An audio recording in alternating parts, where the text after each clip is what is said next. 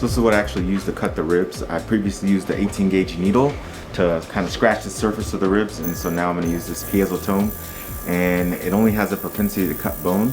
It actually irrigates with a saline solution that's cold, just to help prevent skin burns or burns to the actual rib. So this is the piezotome. These are custom made tips by somebody here in Los Angeles who gets me the sharpest tips that create the least amount of trauma during rib remodeling.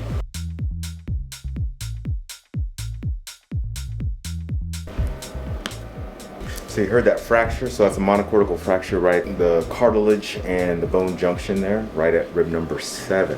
So the goal is really to help decrease some of this anterior protrusion. So I'm gonna keep moving down, do a few more ribs, and then we'll kind of look at that immediate on table before and after result.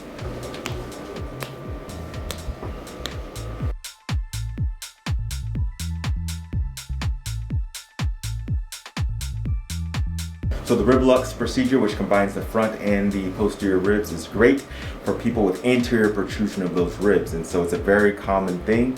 It's not necessarily an abnormality, but it is something that bothers a lot of men and women. So by addressing those front ribs, I was able to already see a huge difference just in the anterior protrusion of the chest here. So you can see how this side, which has not been done, is certainly more elevated than this side. And as the patient continues to wear the corset, that's just going to continue to get flatter and flatter. So on that side profile, it almost looks like you have like another set of breasts sometimes, where you have that really, really prominent anterior ribs. And so this procedure, rib lux, addresses that directly.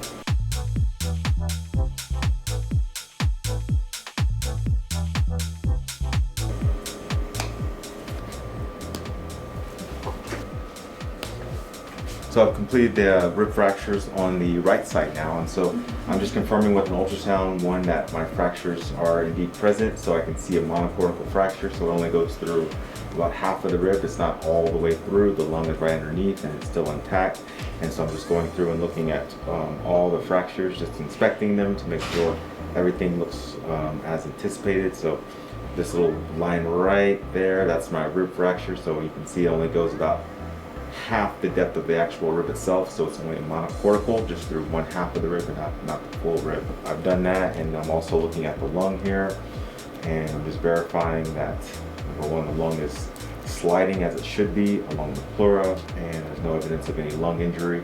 The lung is touching the posterior surface of the ribs. That's what we want. We don't want to see any fluid or air behind that. So now that I've done that, I've done the anterior rib remodeling on both sides, and now you'll notice a significant decrease in projection or anterior flaring of the chest.